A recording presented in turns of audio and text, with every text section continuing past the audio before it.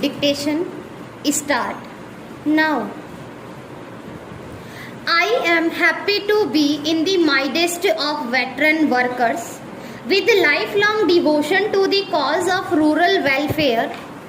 I am sure the seminar which I have the honor to inaugurate will evolve a comprehensive and action-oriented strategy for rural development.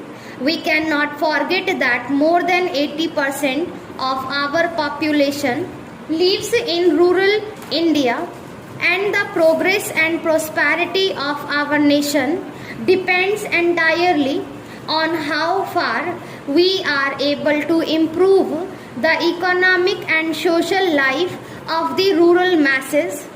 It has been my faith for nearly half a century, ever since I came under the influence of Mahatma Gandhi, that the key to the future development of our nation rested on our ability to bring about a total economic and social transformation of our villages in which the real Indian lives. As a matter of fact, I prepared a blueprint on this question and sent it to Pandit Jawaharlal Nehru, where I mentioned the need of organizing the 700,000 villages in the country on a purposeful basis. At that time, I felt that if we could have one dedicated social worker for every 7 villages, we would be able to energize the rural folk. What was required and is even now required is to have dedicated workers who will completely identify themselves with the problems, hopes and aspirations of the people.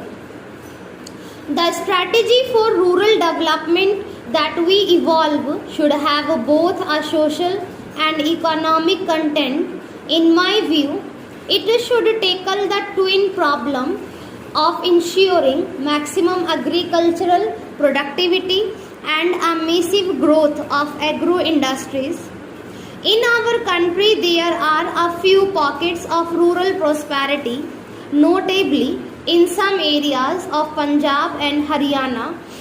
If we analyze carefully the reasons for this, one finds invariably that it is only in areas where agriculture has been developed into a core of an industrial network that agrarian prosperity follows.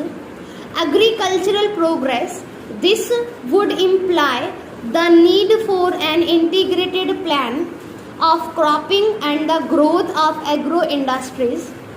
Unless we evolve the people in the formulation and implementation of plans, we cannot make much progress. The panchayats, representing the collective will of the people, can and should play a positive role in economic development. Panchayats in our country unfortunately have earned a bad name as being caste and faction ridden. This must change, and we should banish outright these old world attitudes. For rural development to be most fruitful, panchayats and panchayat organizations should be made the most effective instrument. Bureaucratism and politicalism have also been the bane of panchayat institution. These factors could be obviated by emphasizing social accountability and voluntary action at grassroots levels. Our rural folk are essentially good people, and if we provide them the right leadership and approach their problem with sympathy and understanding, the villages of India today can be converted into ideal centers of cooperative community life. The progress of the entire nation depends upon the progress of the rural community. In my view, village reconstruction with self-reliance and self-sufficiency as the two principal goals to be achieved is the most effective way to meet the challenges of poverty and unemployment. It is only through utilizing the available manpower resources in the best manner possible that we can achieve a breakthrough from the present stagnation. You are well aware of my emphasis on that setting of the landless through land colonization scheme. While land may be allotted to individuals, it must be ensured that it is not transferred in our anxiety to provide land to the landless. We are not embarking on programs by which we are trying to give pattas and rights to individuals.